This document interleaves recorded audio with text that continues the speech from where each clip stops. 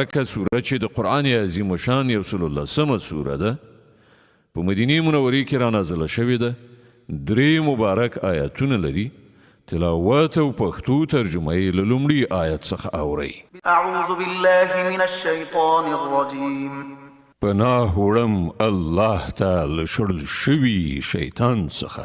بسم الله الرحمن الرحیم.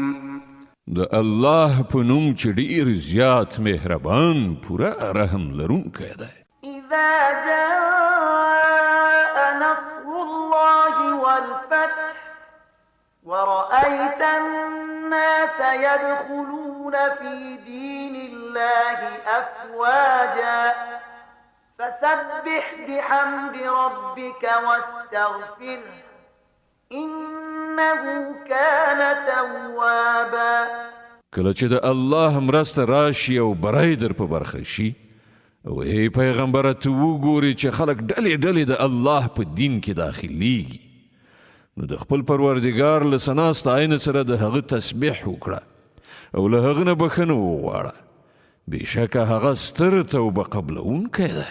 صدق الله العظیم.